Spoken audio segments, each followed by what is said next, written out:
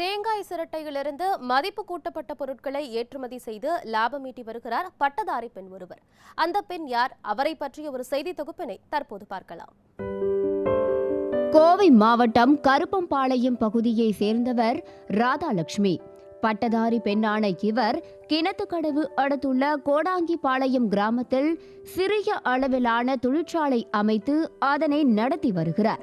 தேங்காய் சிரட்டையில் இருந்து மதிப்பு கூட்டப்பட்ட பொருட்களான டீ மற்றும் ஐஸ் கப், ஓவல், அகப்பை, மெழுகுவர்த்தி ஸ்டாண்ட் உள்ளிட்ட 37 பொருட்களை எந்தவித ரசாயனமும் இல்லாமல் முழுவதும் இயற்கை முறையில் தயாரித்து வருகிறார்.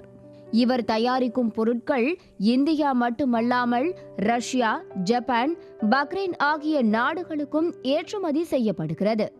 தேங்காயை நேரடியாக விவசாயிகளிடமிருந்து விலைக்கு வாங்கி அதனை இயந்திரத்தில் அறுத்து அதில் உள்ள பருப்புகளை எடுத்து உலர வைக்கிறார். அதன் பின் சிரட்டைகளை தனியாக நீரில் ஊற வைத்து அதன் மேல் உள்ள நார்களை முழுவதுமாக நீக்குகிறார். பின்னர் பிரஷ் பயன்படுத்தி சிரட்டையின் வெளிப்பகுதி மற்றும் உட்பகுதி முழுவதுமாய் சுத்தம் செய்து மெருகூட்டப்படுகிறது. இவ்வாறு மெருகூட்டப்பட்ட பொருட்கள் வெளி மாநிலங்களிலும் வெளிநாடுகளிலும் விற்பனை செய்யப்படுகிறது.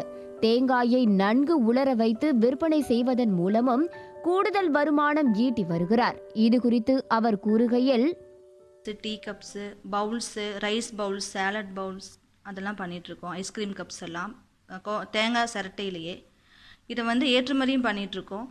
ரஷ்யா, பக்ரைன், துபாய், ஜப்பான் அந்த மாதிரி வெளிநாடுகளுக்கு தான் அதிகமாக ஏற்றுமதி ஆகுது. இது உங்களுக்கு 6 ரூபாயிலிருந்து 180, 130 அந்த ரேஞ்சில் கிடைக்கும். இது 3 டைப்பாக இருக்குது. நாங்கள் ஆர்டினரியாக கொடுக்குறோம், செமி பாலிஸு, ஃபுல் பாலிஸு 3 டைப்பாக கொடுக்குறோம். இதில் எந்த கெமிக்கல்ஸ் எதுவுமே இல்லை. ஃபுல் அண்ட் ஃபுல் ஆர்கானிக் மட்டும்தான். பிளாஸ்டிக் இல்லாமல் இந்த மாதிரி பொருட்களை தயாரித்து கொடுக்கணுங்கிறது தான் எங்களோட எய்ம். இந்த பொருட்கள் இயற்கைக்கு எதிரானது இல்லை.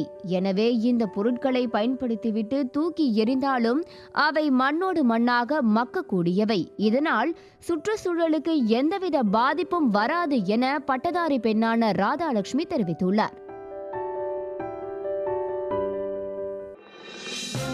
இது போன்ற முக்கிய வீடியோக்களை உடனுக்குடன் தெரிந்து கொள்ள நியூஸ் ஜே யூடியூப் சேனலை சப்ஸ்கிரைப் செய்யுங்கள்.